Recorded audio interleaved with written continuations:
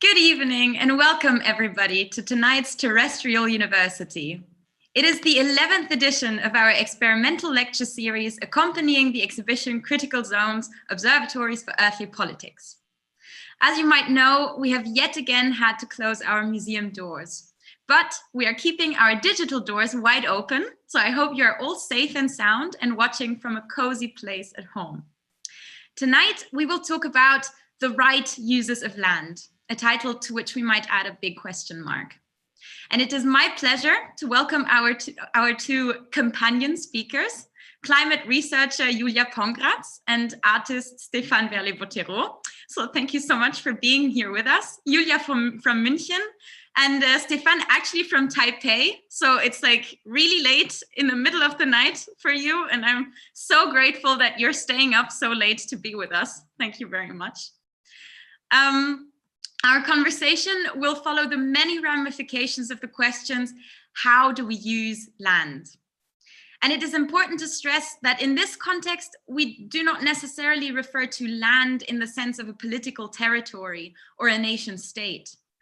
Land in this sense here refers to what Bruno Latour would call a dwelling place. And he defines that as that on which a terrestrial depends for its survival, while asking what other terrestrials also depend on.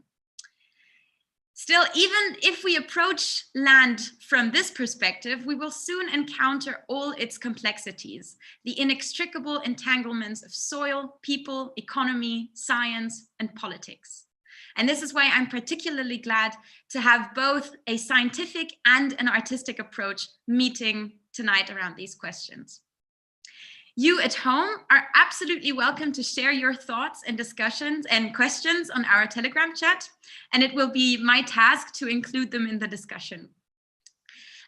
So what will happen is we'll open the talk with a short overview on land use by Julia, followed then by some thoughts on the notion of care by Stéphane, and then we'll open up the conversation. So let me quickly introduce our speakers. Julia, you are an expert in land use as you are full professor for physical geography and land use systems at the Ludwig Maximilians University of Munich. You wrote your PhD on the early impact of human activity on climate, and you now lead a research group at the Max Planck Institute on Earth system modeling and land use effects. You also contributed to the latest and upcoming assessment report of the Intergovernmental Panel on Climate Change, better known as IPCC. Stéphane, you are an artist and curator with a background in environmental engineering, and your work is between research, social practice, and activism, developing territory-based strategies that explore ecologies of care. And that's also how, for the exhibition Critical Zones, you worked on the piece Notes Toward a Permacircular Museum, and you encouraged us, or even enabled us as a museum and museum staff, to take on responsibility for an abandoned orchard close by. So we will talk about this later on. And right now you are in residency with the Taipei Fine Arts Museum. So now that we know who we all are, dear Julia, I would give the voice to you, and maybe you can kick us off with an insight into the question, how do we use land? And how do land uses affect climate? Thank you, Barbara, for the kind introduction and for the chance to join here again. It's my pleasure. I would like to give a short overview, kind of the best of why we in climate science are interested in land, and show a little bit the physical and biological processes that are behind it. Because then I think it's much easier to speak about land in terms of how we may use land over the next decades to the end of the century, when we think of that we really need to get CO2 emissions down to keep to the goals that the Paris Agreement set us 5 years ago. So what are the right uses of land? This is actually exactly the question that we're asking ourselves from the climate perspective. And again, I'm just speaking from this perspective. Keep in mind that there's many additional values to land beyond climate, like biodiversity, tourism. It's just a pleasure to be in a forest and so on. This is not, this we can discuss afterwards, but not part of these few slides. So maybe it's good to start early in history and think back of when we really started to use land. And probably we've altered the land surface already by the large-scale use of fire, because we opened up land to make travel easier, to make hunting easier. But evidence is scarcer by that. We don't know how much we opened the landscape, but we do know that we really altered vegetation when we started to do agriculture. So we became agriculturists, we domesticated plants and animals. The earliest such evidence stems from the Fertile Crescent some 9,000 years ago. But also in China, there was independent centers of domestication, the same in North and South America. Some other centers may have emerged too. We can also look at this in a close-up just for the last millennium. This is a snapshot of the year 800 AD, that was in the medieval warm period. And we wanted to see back then how much this land use that people have performed already in the pre-industrial era, so way before we started with the large-scale burning of coal, oil, and gas, if that had an impact on climate. And for this, we also looked into the evolution of land use. And here you see cropland, for example. So in medieval times, you already see that important centers like India, China, Europe are already heavily used, and you now see the spread of cropland with time. Of course, population grows in almost all regions of the world, and therefore cropland is needed more and more. But look at Europe now. So you see how this cropland expansion goes down. Something happened. What happened was that the Black Death arrived and killed 1/3 of the population. And so therefore land was abandoned. Something similar here in China with the fall of the Ming Dynasty, displacing 1/6 of the population. Now you see the opening up of the lands in the Americas, here towards Central Asia. Now we're already in the future scenario where most of the land use change is projected to happen in the tropical forests. And so from these early centers of agriculture, we've come to reach almost all of the world by today. So today we use 3/4 of the ice-free land surface, and just 1/4 is still wild. You can also show that in another manner. So this is the weight of land mammals. And you see here how the humans are in the center, and then there's a whole lot of mass in cattle, pigs, goats, sheep, and so on. And you really have to look hard to find these green spots, which are the wild animals. And so this too shows this dominance, not just that we have on the land surface, but the way we use the land surface then also in agriculture and husbandry. And so this led us to call out the Anthropocene much earlier than just with industrialization, but in fact, maybe several thousand years ago. Now, why does it matter for climate? Well, it's easy, just look at it. So you see these different uses of land. So the city behaves differently than the vegetation, and even the vegetation types differ. So again, 3/4 of the ice-free land surface we're using, for example, like meadows and pastures and so on, and forest is not there as much as it used to be. And because we see it, these differences between the forest and the grass, climate also sees it. What does it see? Well, the grass is lighter. It would not absorb as much solar light as a dark forest would, and so the forest would usually be warmer than the grass from that perspective. But then on the other hand, the forest, it looks different also shape-wise. It's much rougher than the smooth grass. And this would mean that you can create a lot of turbulence, and the heat can be more efficiently transported from the surface to the atmosphere, cooling the land. So then you would say forest is cooler than grass. And which one's more important of these effects? This is a big question. However, it's not a big question policy. What policy speaks about is only CO2 and other greenhouse gases. So they consider that carbon is stored and vegetation is stored in soils via photosynthesis taken up and then put into long-lived pools like stems and soil carbon. So this is the only focus of policy, and part of our work is trying to show how wrong you can be by not including these other effects via energy and water fluxes, but also that you could have the potential to really make something even better if you're going in the right direction and additionally cool the climate via these effects. And this, a similar consideration would also apply to when we're looking at the orchard in Karlsruhe. Again, from above, you see that it's different from the surroundings. And therefore, it's clear it will have different energy and different water fluxes. It's not easy to quantify it for such a small region. Satellite imagery isn't good enough for that. But we can imagine it's rough. It's probably moisture than these housing areas around, and therefore could alter climate locally to one direction or the other. What's the value of forest in terms of temperature, for example? When we think of global warming, can we counteract it? And we try to look into that, what the size of such effects are. So imagine we have the entire world, wherever forest would grow, we had it forested. And now you're there in one location and you want to know what happens to local climate if I cut the forest in this grid cell. So you're standing here, you cut the forest, and then what happens? And this is what this map shows you.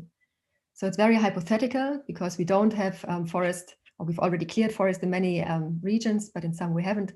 This is what happens by deforestation. So up here in the boreal region, you would induce a cooling effect. If you stand here, clear the forest, it would get cooler where you are. But in most of the world, it's really a warming. And look at the scale down here. So this is the surface temperature, and the scale goes to 1, 2, 3, 4 degrees. So it's massive. So by altering the forest cover to a grassland, you would increase temperatures by several degrees in many regions of the world. But this has big chances, right? Because it would also mean putting additional forest there could reverse the sign and counteract global warming. But this also means this warming signal here in the tropics that we really should make sure that we are stopping the deforestation there if we're interested in keeping temperatures down. And what happened in Brazil last year and again this year is not going in that direction. And this brings us to my last point of these effects land use has on climate. It's not just these direct local temperature signals by altering energy and water fluxes, but it's also, of course, carbon. So here we're coming to the policy perspective of how land, what role land has in taking up the anthropogenic emissions that we're emitting each year. And this is what this global carbon budget for anthropogenic fluxes shows you. So you see for the last 100 years up until about today, the CO2 flux, petagrams carbon per year is the unit here. The numbers aren't as important as the relations of each other. So you see here on the top, the emissions from human activity, of course, for most fossil fuel industry. But here in yellow, you see the CO2 emissions from land use change.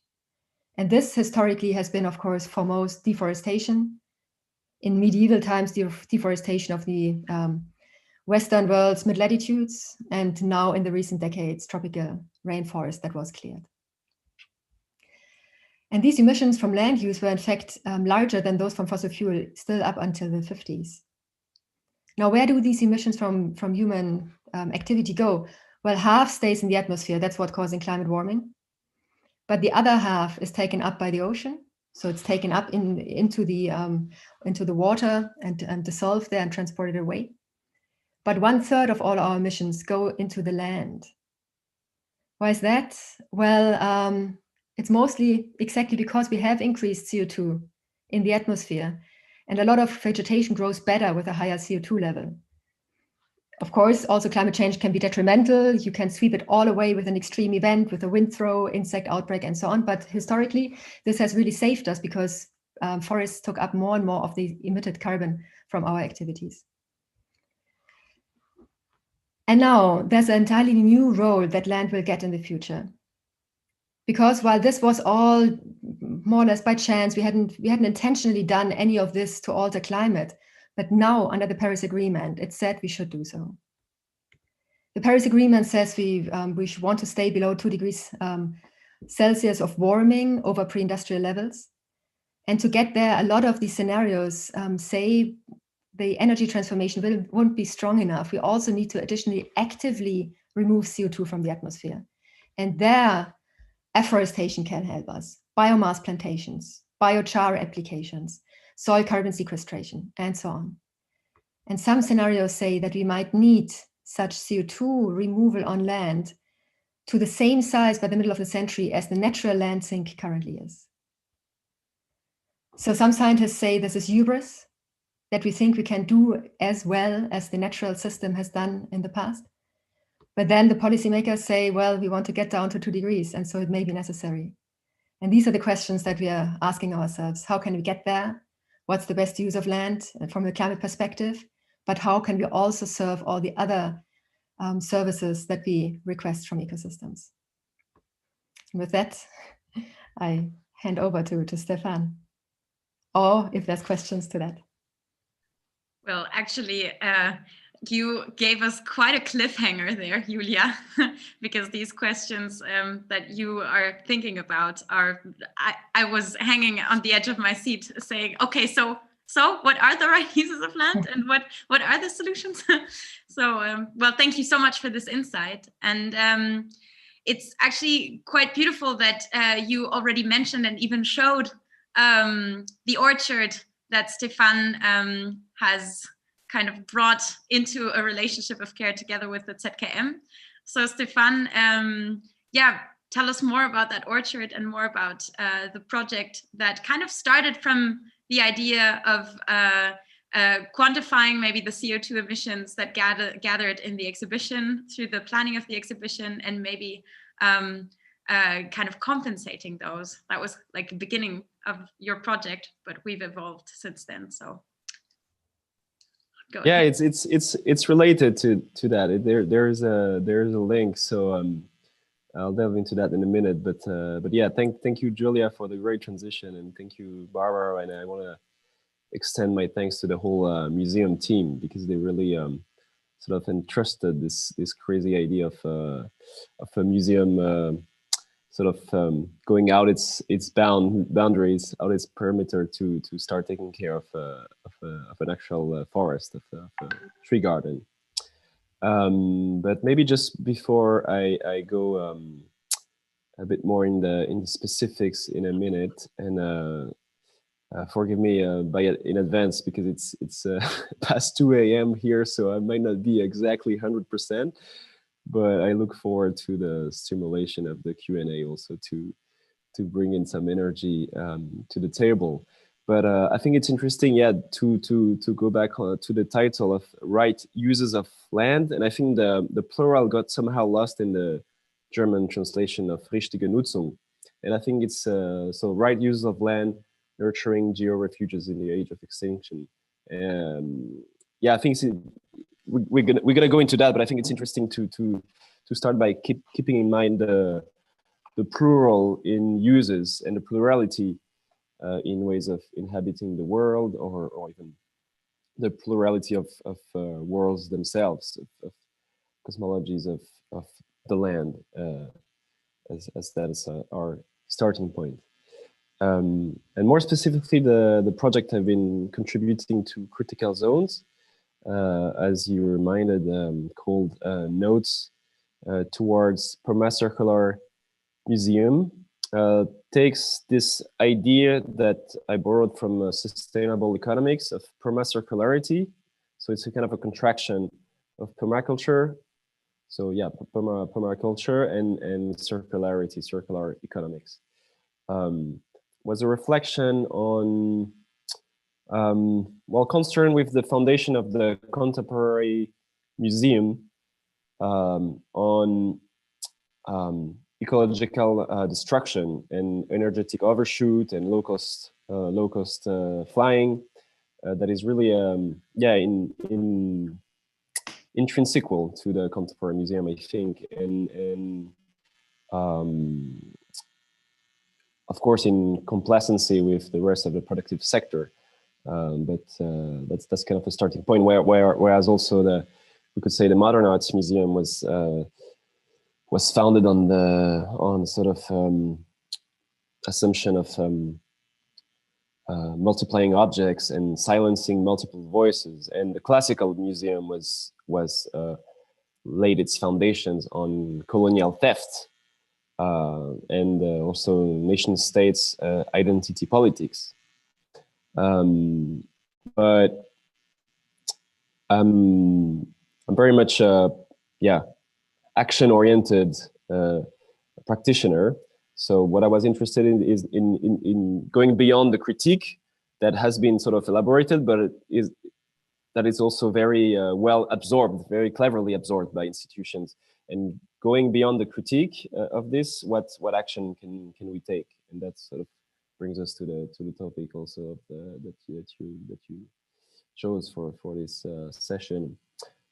So that also lied my interest in sort of how to repair the trauma of the earth beyond the discourse or beyond the critique of all these forces at stake. And it's kind of in line with Achille Mbembe's ideas on or comparison of the human body as a repository of a tremendous amount of trauma, especially colonial trauma, which also translates in objects collected in modern and contemporary European museum or museums in the north, and the earth also as a body that was inflicted tremendous wounds arising from the same forces. Yeah, so that's the point of departure, and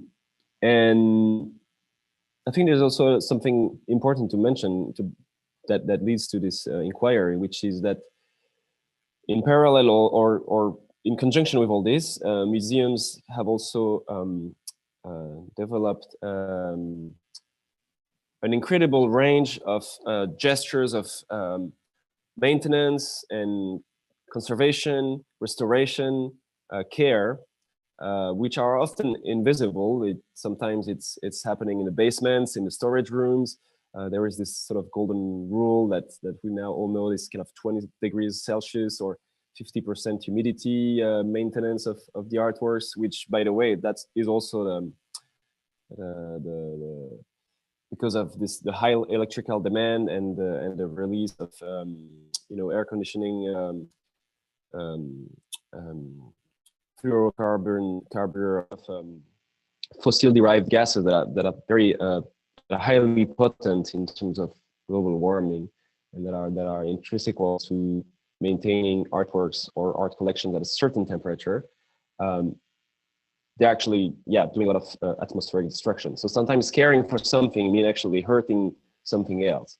So I think that's part of the equation. But nonetheless, I'm interested in sort of expanding on that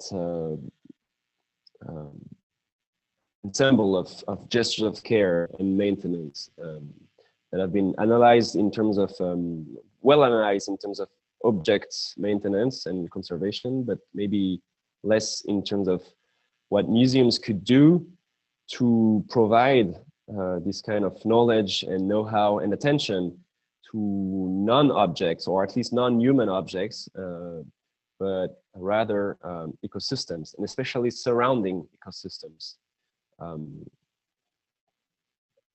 So yeah, now I'm going to talk a little bit about the action that we concretely that we did with the ZKM in Karlsruhe, which was sort of stemming from all these reflections about the art institutions' carbon footprint and impact and responsibility and commitment to their surrounding communities beyond objects and human practitioners, which led me to propose to the museum to reclaim and restore an abandoned fruits orchard, as you mentioned, which happened to be located in the city and had been taken care of by the local community and towards the end by an old lady who stopped taking care of it.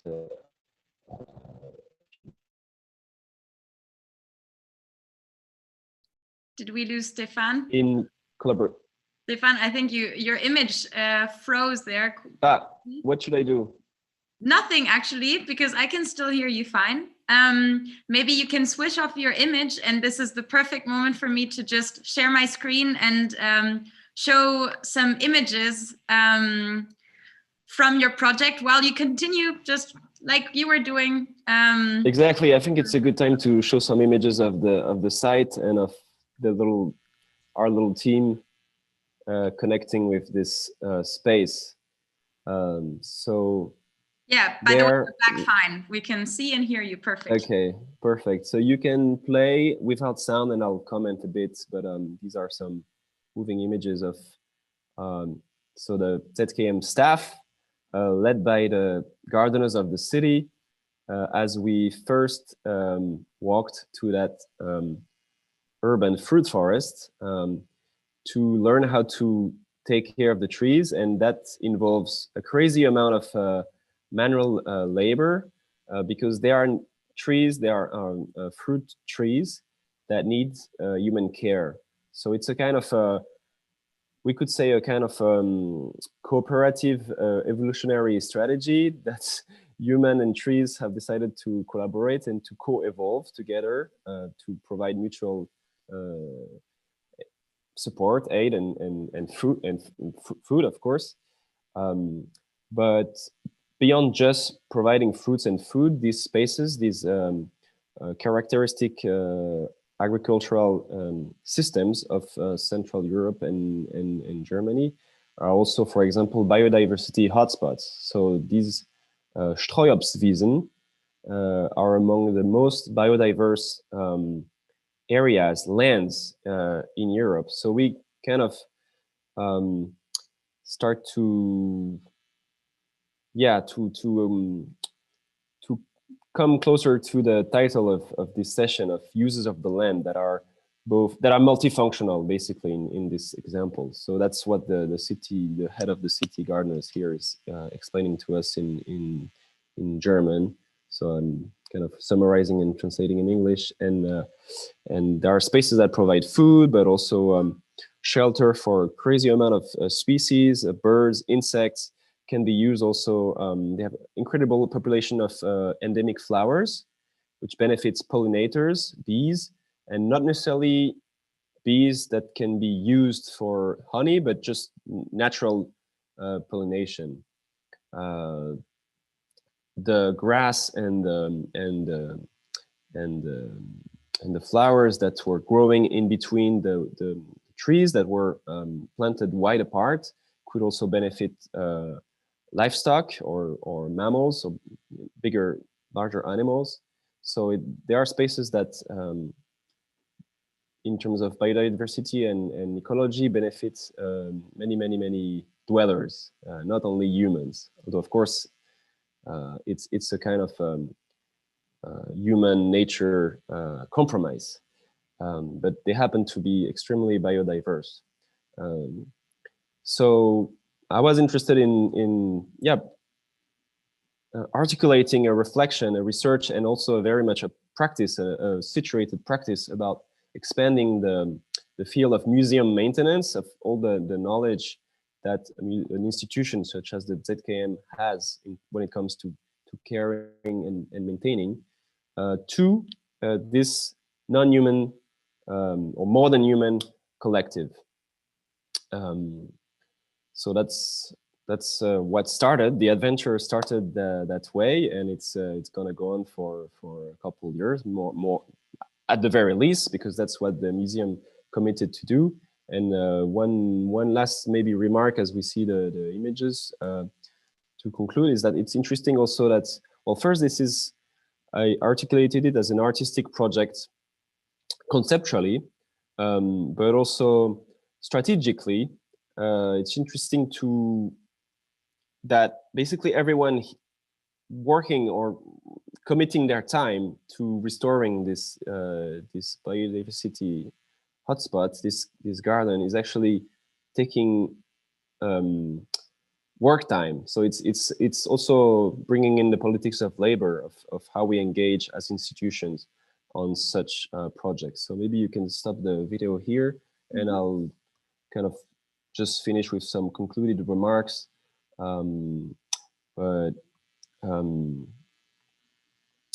Yeah, I think just maybe throwing to the table the idea of envisioning the future of our arts institution or cultural institution, maybe as sort of decentering or shifting away from discourse through exhibition making only, but also maybe reorienting towards what people and also plant communities, animal communities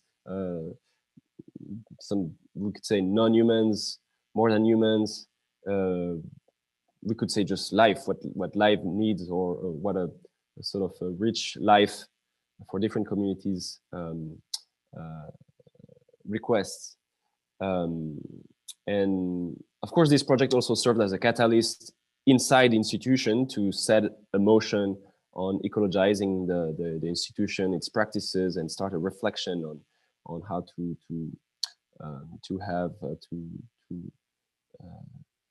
catalyze institutions in coming down to earth and landing to a kind of terrestrial future. And that's so very much about that concerns very much the sort of the empirical or the practical aspect of procedures of exhibition making and museum making.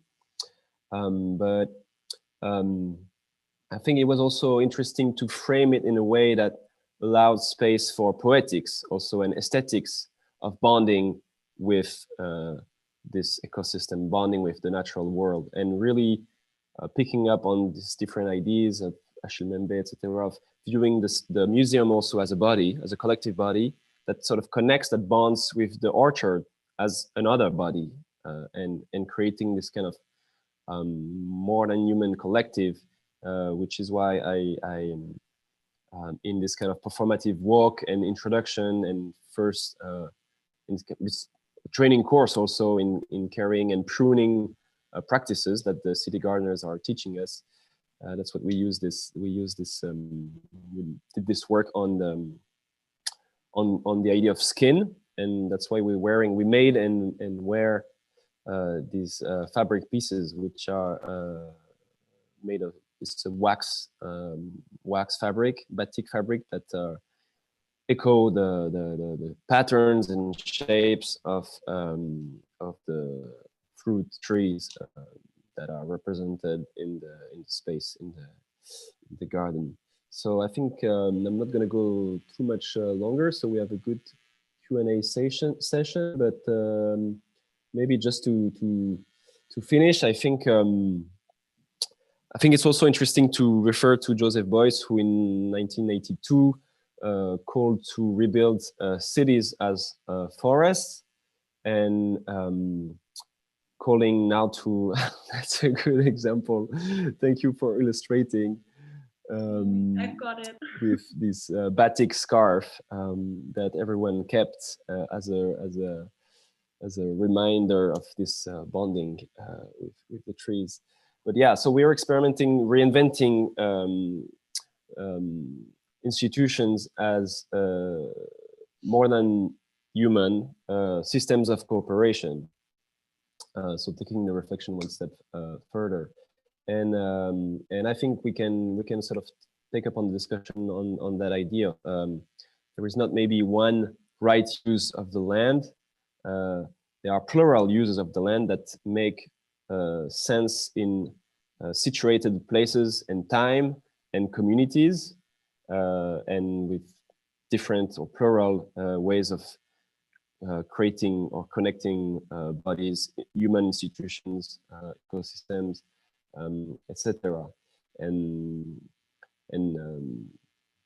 yeah, thinking also of museums as shelters or providers, possible providers of refuge, of terrestrial sort of alter institutions, of zooperatives, whatever you want to name it, but in a time also where, in a time of extinction and of multiplication of violence. I'm thinking of Lorenzo Pesani, an artist and researcher who speaks of design hostility. So we're in a world of design hostility. So what also institution, what role in finding those and enacting those uses of land that also shelter for many kinds of allies, human, non-human, and that can connect also with struggles and land struggles, indigenous struggles, terracist, humanity, and this move.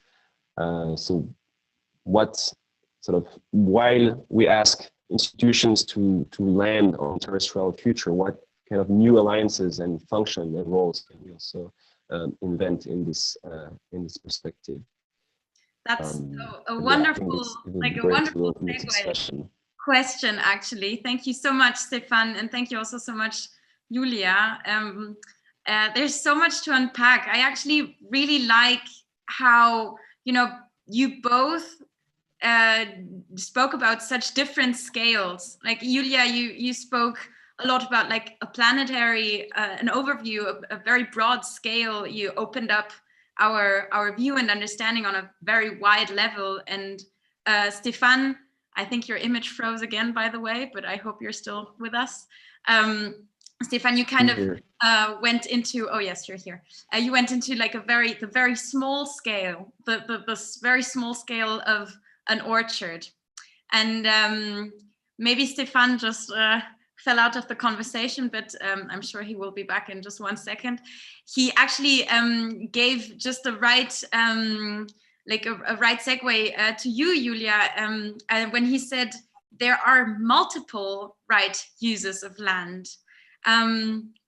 Would you agree to that? And maybe do you have like a reaction to what Stéphane described for us? I mean, it's completely, like he said, he's really in the poetic and the more symbolic, rather than in a different kind of aesthetic. So yeah, do you have like an immediate reaction to that? Yeah, the perspective that caught my attention most, because it's so similar to how we are thinking, is exactly this multi-use of land. And the orchard illustrated it nicely. You've had it in old times, maybe unintentionally, but it's there. It's a biodiversity hotspot. It's serving the purpose of providing food, possibly a bit of fiber. And now we need all that, but we need much more, because the population's growing, we're gaining more affluence, we're wasting more food, and so on. And when you consider this from the perspective of the global climate change, then it's clear that we can no longer do with, we use this land for food production and we spare a little bit of land for biodiversity and so on. We don't have this luxury any longer to decide. Mm-hmm. We have to use every land under many different perspectives.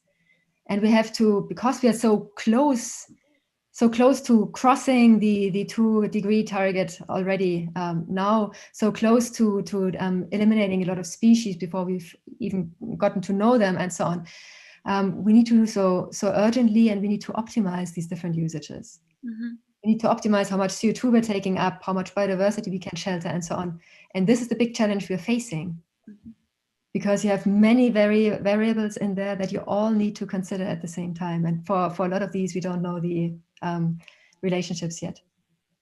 I think that's what, Stéphane, you kind of mentioned when you said terrestrial, right? This is the kind of terrestrial thinking, or the kind of terrestrial politics that we need. And this word terrestrial means actually exactly what you just said, Julia. It's understanding the interdependencies, the codependencies, understanding how everything connects on one common ground, on one shared ground.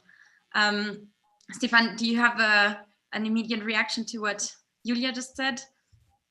Yeah. I think that,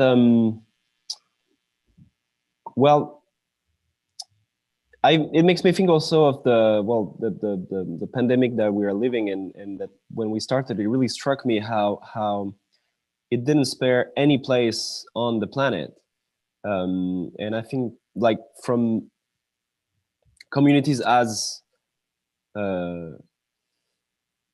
wide as from communities in the Arctic North, in the North American region, as the Amazons, and I think it really showed this the idea, or the depth of the idea of sanctuary. Membe speaks of the there is no more. He says there is no more outside that cannot be appropriated. And I think that's very much what this terrestriality thinking is about. Is that so? A pandemic showed it, but it's for other phenomena, biodiversity, extinction, carbon, circulation of all kind of fluxes that the scientists of the critical zones observatories teach us and show us very well, actually. This idea that the Anthropocene might be defined by the state of the planet in which there is no particular preserved shelter anymore. And the condition, as Julia explained with better words than mine, that we are facing this extinction with no backup plan, and that means effectively making choices for the land, and sometimes making compromise or making multiple choices at a time. And I think that's also interesting because it's it extends to the kind of conceptual remarks and that Bruno Latour and the curators of the Taipei Biennial have introduced, of the idea of scientists, artists, and many other possible practitioners, individuals who can sort of reactivate this figure of the diplomat, and resorting to new diplomacy to sort of negotiate this necessity for new uses or combined uses or sometimes conflictual uses of lands. Mm-hmm. We actually already have several questions in the chat and also on YouTube. But I just quickly wanted to refer to something that Teresa posted earlier in the Telegram chat, because it reminded me of what you just said, Stéphane, the death of the sanctuary. And she reminded us of the Dannenröder Forst. So actually the big political question that we are having right now in Germany, where a very healthy forest is about to be destroyed for the construction of yet another Autobahn.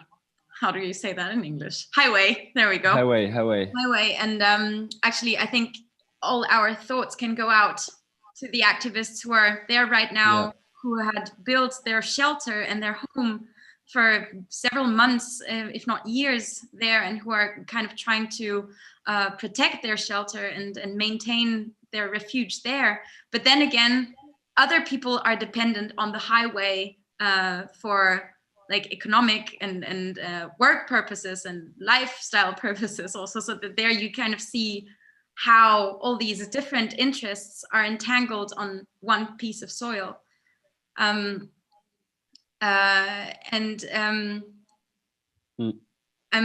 trying to see if maybe the next question would be from Claudio in the Telegram chat, who is asking about reforestation. So one possible solution that Julia, you proposed facing these complexities. He asks, could you tell us more about possible practices of reforestation? Where are they happening and how? Yeah, so reforestation is the nature-based solution we're speaking about most often, because it has rather large potential to some of the other methods that are proposed, like biomass plantations or peatland restoration and so on. And also because we've done it for 10,000 years, we've already abandoned agricultural land, had forest regrow. And so it's rather on the safe side also, in terms of we know approximately what happens. And so afforestation and reforestation, so reforestation putting forest back on land where there used to be forest at some point in the past, and afforestation putting forest at land that has not been forest ever in the past. So this is much discussed. It should be discussed together with reducing and stopping deforestation and degradation, because it seems counterintuitive to keep clearing the tropics while we start afforesting the mid-latitudes for many reasons. It's pristine forest down there, biodiverse and so on, while we are then have to build up a forest that will never reach a natural state again. So that's the first thing that I think should be said. And then afforestation is happening. So in Central Europe, We have gained a lot of forest cover. There has been the forest transition already in the 18th century when we realized we are running out of wood to build mines. You needed strong stems for that. And so Hans Karl von Carlowitz wrote the book that for the first time in literature mentions sustainability. We should use the forest sustainably. And then slowly there was the forest transition where we started to really reforest the land. But from this human perspective, it was because we need the material to use it. It was not meant for the good for biodiversity and the world to restore it. It was meant with this application in mind. And the same thing happens today. So when we do speak about afforestation, we're usually speaking about managed forest that we additionally can use then to produce long-lived products, ideally, and products that could also substitute fossil fuel-based products. So that's happening in the mid-latitudes, and there's also projects, of course, in the tropics that you will find when you try to compensate your flight online, for example. So this is happening in small patches here and there. The big issue with all of this is you need to make sure it's permanent, or at least very long-lived. And with many of these, we can't guarantee it. There's not the monitoring system and verification system in place that could guarantee that a forest that is once planted still persists 2 years later or 20 years later. Stéphane, do you have thoughts on this? Because this was kind of also a challenge that occurred to us when thinking about the orchard, because we were also thinking of planting trees and kind of where the beginning of the idea was. And then very fast, actually, the city told us, we don't need more trees planted. We need people who take care of the trees that have already been planted.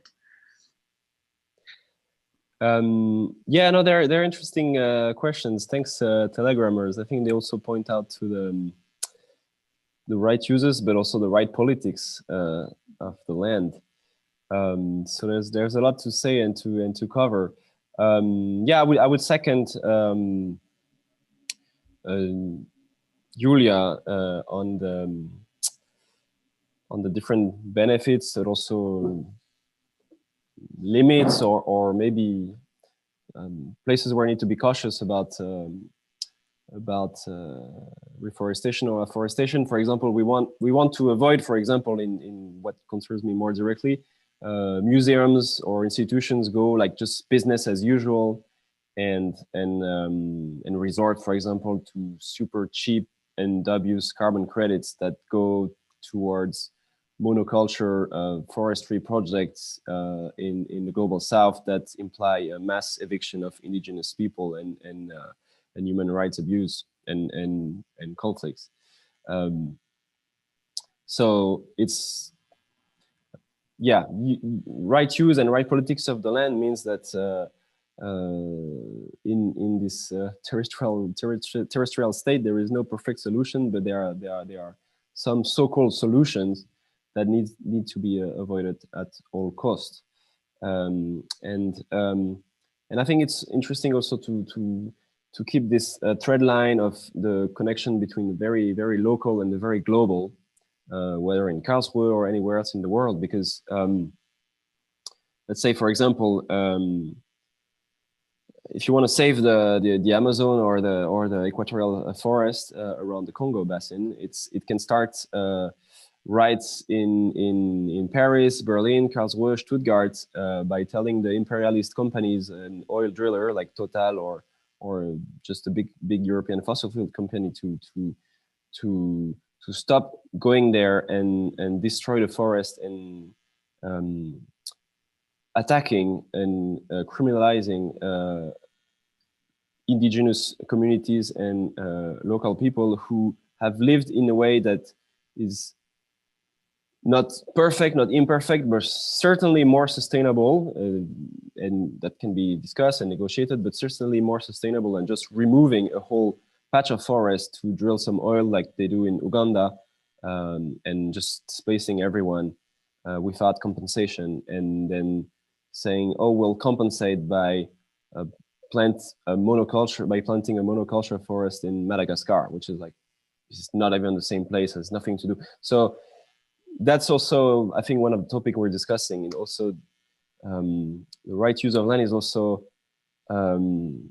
maybe something more complex than just putting a price on the land, on the forest, and saying, well, a forest that we destroy here is equivalent to a forest, or let's call it a forest, but it's not even a forest, it's a plantation of tree that they would sort of replant somewhere else. Yeah. Julia, do you have thoughts on this? I think it's all very sound.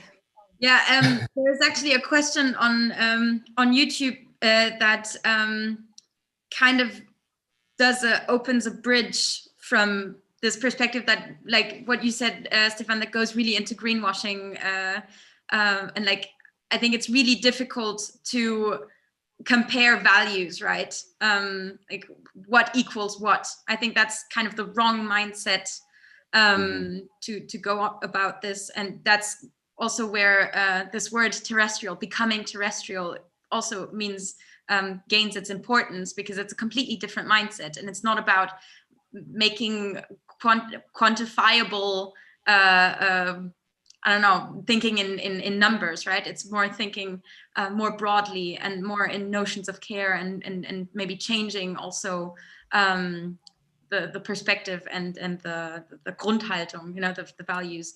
And there's this question on YouTube from Nick, and maybe I'll ask that to you, Julia. Or no, actually, sorry, it's from Theo. Sorry, Nick is the next question. Theo asks, can we change land use while the world population is still growing? Well, I would say we have to change land use because the world population is still growing. So as I said, so the population is still growing, that will level off sooner or later. But for most, we're also not changing our diets. By contrast, we're rather, with poorer countries getting more affluent, moving towards a more wasteful diet. And then there's the food waste on top. 1/3 or quarter of all food gets wasted. In the developing world, for example, on the way to the market, in the Western world, then with the end consumer. And these things we somehow have to compensate on the other side, right? So we have to intensify agriculture. We have to do it in a clever way, such that we're not putting more pollutants to groundwater by fertilizing too intensely. So precision agriculture is something that we're doing that can increase yields without the so much detrimental side effects. We need to think of how we can get more efficient also in terms of mixing trees with fields. So agroforestry is something that's considered very much, that could provide more value than it currently does.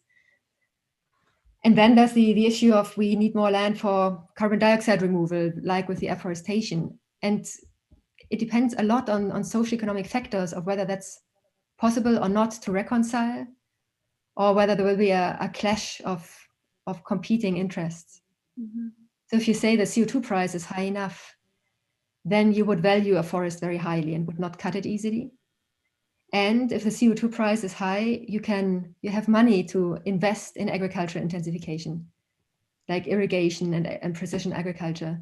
And then you could free up agricultural land that you could make available without interference with the food production, that you could make available, for example, for biomass plantations, for energy production, or for forestry.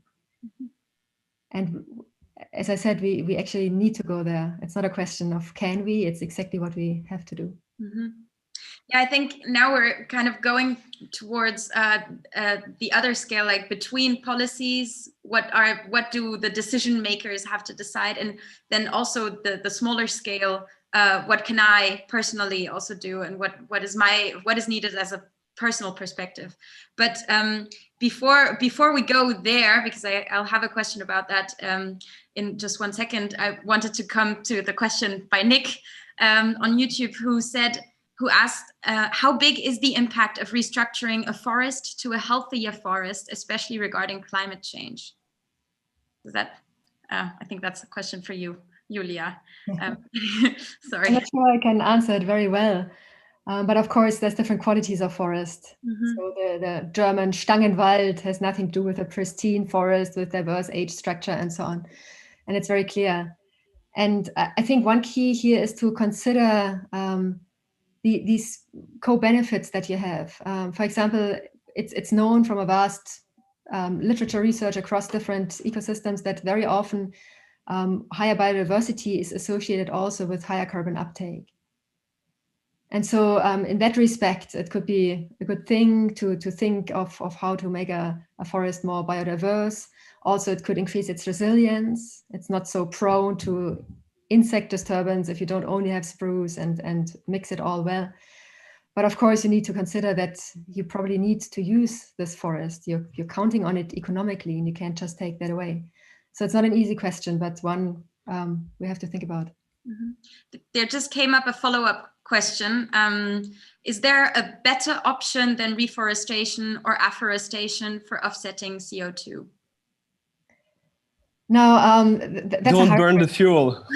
Yeah, that's the easiest and least risky, right? Just get on that side, get the fossil fuel reduction down.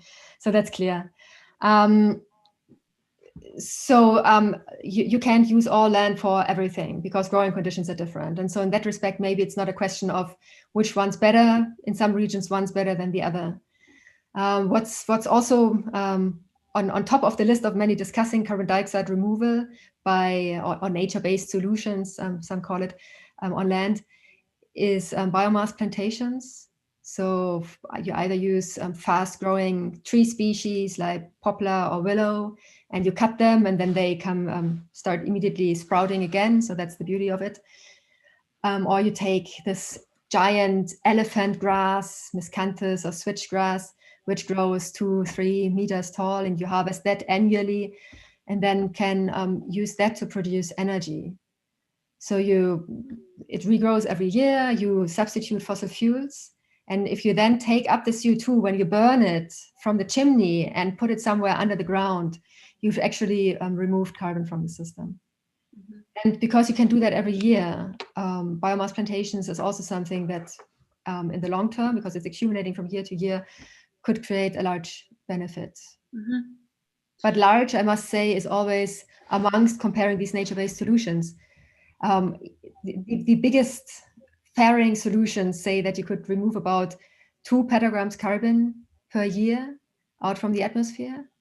And currently we are emitting 11 petagrams of carbon. So we need a lot of these solutions, and you can't just add them up because they're using the same land. Right. So this is the scale of decision makers, where, of course, I think we as persons maybe have the right to vote or the right to be outspoken, be activistic about it. But I would still like to focus more on the, now that we've talked a lot about this scale, and go more into the personal scale even more, because becoming terrestrial also means knowing what land we live on and caring for the land. So that's a question for you, Stéphane. How do we know what land we live on, and how do we care for it? How do we nurture it? Yeah, I'll try to answer that in the previous question by giving a kind of little testimonies about a personal experience of having supported a lot the struggle of Notre-Dame-des-Landes, of the ZAD in France, against the planned construction of an airport, a useless airport in Nantes that was destroying hectares of forest and agricultural land in the west of France, and it's of course a struggle that is in connection with the Hambach forest and certainly the highway struggles you were bringing up more recently, which is struggles where we sort of decided to put our bodies on the front line to say no to this airport, and which is a kind of a way to say, well, we don't want a new airport, even though they will compensate or use like this climate natural solution, blah blah blah. The best way is just to stop building airports, and even though there was actually no pressure on the previous Nantes airport, it was like a useless project. But nonetheless, it's probably still the best way to somehow limit the exponential growth of the air traffic. But what is interesting also in terms of collective experience of a struggle to keep a rich and meaningful use of the land and use of the land that certainly stores more carbon was also all the consequences that it had that go beyond just the pure environmental aspect. So there is, of course, the environmental aspect and the fact that the activists who still live there are all more or less engaged in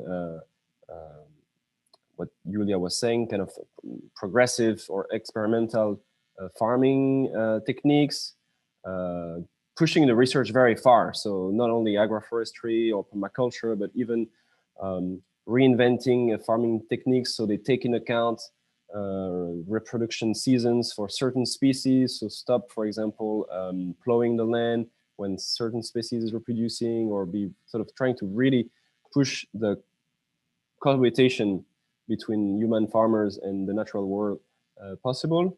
But also, and that's where the kind of the artistic or the sensitive work comes in, also sort of reinvent the more anthropological relationship with the ecosystem and the environment, just beyond just pure question of farming techniques and environmental questions. So not only they politicized the land through this struggle and through ongoing connection with struggles elsewhere in the world. So every summer, for example, we have les rencontres intergalactiques, the intergalactic encounters, inviting activists or representatives from everywhere else in the world, and especially in the Global South campaigns and grassroots movements.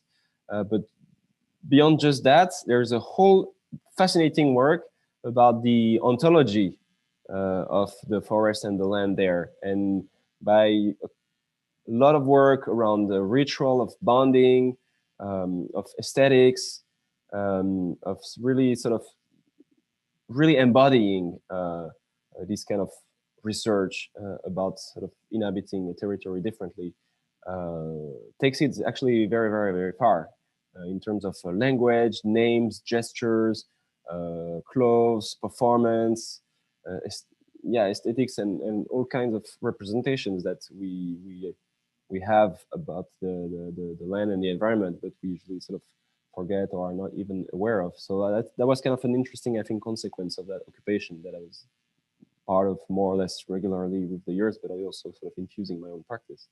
And I think those places in the north where we kind of lost, at least for white people, lost a lot of our sort of ontological relationship with the land. It's just to say that there are also kind of places that can be laboratory also to rethink this beyond just the kind of carbon or biodiversity aspects. Mm-hmm. Because you mentioned agroforests, and I will use this question as kind of the concluding question. It's from Nele from YouTube. She maybe asks about like this vision that you were, not only we need a new language, new gestures, new words, we also need new stories, right? Or old stories that were told and that we have forgotten. And so we also need new images and new visions of what different land use or what a different relationship to land could look like. And so that's actually what Nele is asking, and I would like to maybe pass it to both of you. She says, how can these agroforests look like? How can we think forestation and the dense city life together? Are there already like visions there? Julia, you want to go? Yeah, well, as you said, right, the idea of green cities, it's been around long, but it's getting more urgent now as we're facing more and more extreme events, droughts, heat waves. And you realize that in a city, you have several degrees higher temperatures anyway. And you can largely, largely mitigate that by green space. As we've seen, a forest can have several degrees of cooling effect in the right place, right species, rightly managed, and so on. And so I'm pretty sure, and also looking into new cities that are being built in developing countries, when they're planned well, you see it's going there, right? To this connection of you, on the one hand, you may have taller, denser buildings, but then you free up space exactly because you need it for all the aspects that Stéphane has been saying too. You need to have a good relationship to the land, but also for this aspect simply of urban climate. Mm-hmm. All right. Stéphane, would you like to add anything, or maybe just say something that you really want to have inside of our conversation before we end it up? No, it's great. I mean, I think we covered a lot. I'm just thinking also in terms of what we can do right now in this moment, which is we're a bit more restricted in our lives, in the horizon of possibilities. But I was just thinking about the previous question of, what representation and what stories can we access or rewrite, and that starts really at the corner of our street. I imagine here in this conversation we are mostly urban, probably, and effectively there are techniques to build differently and to free up some space. But maybe that's instead of travel somewhere far away or imagining something distant, that's in this time of more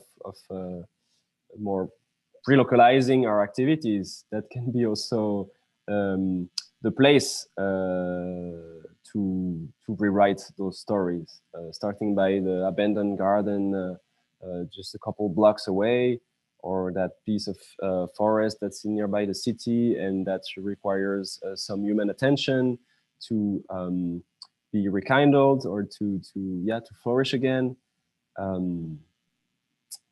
So yeah, I think that's also an interesting time to think these needs for new representations that can start where we are, where our bodies are. And yeah, it's just that. All right, thank you very much.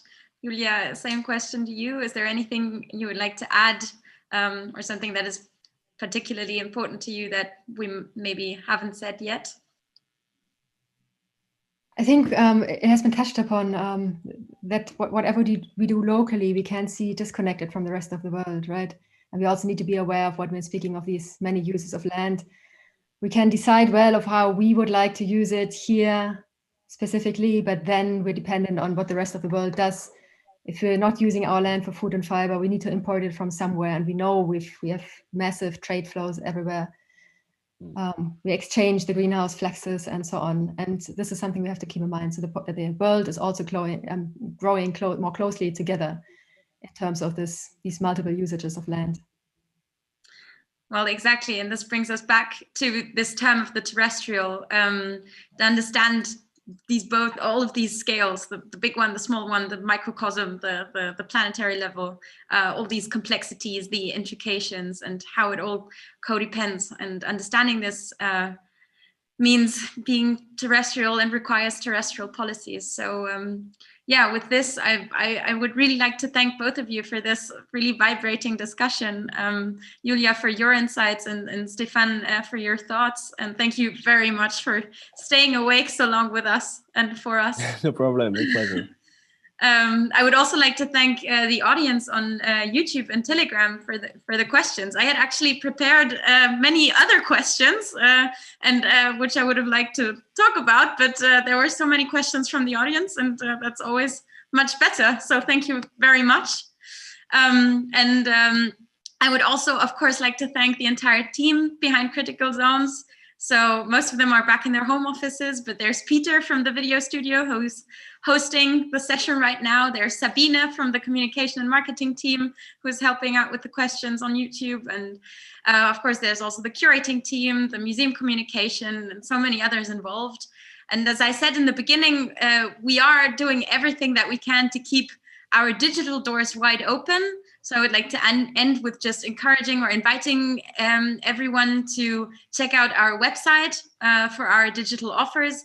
For example, tomorrow we will have an online guided tour in English through the Critical Zones digital platform. There are also our Totally Gaia workshops every second Friday online. And one event that I would like to put forward right at the end is the festival Driving the Human, which will take place on the weekend of November 20th and 22nd until the 22nd. And it's an online festival that wants to condense questions and visions for shaping a sustainable and collective future by combining science, technology, and art. So kind of in the spirit of what we just said in the discussion. And yeah, the festival has an amazing list of speakers like Isabelle Stengers, Carrie Wolf, the Feral Atlas Collective, Alexandra Piric, Frédéric Aitouati, and many others. And so you can find all the information on our website. And yeah, I hope to see you there online here. And with this, thank you so much. And have a good night, everybody. Stéphane, sleep tight. And Julia, actually, you too. So thank you very much. Goodbye. Goodbye. Thank you. Thank you so much.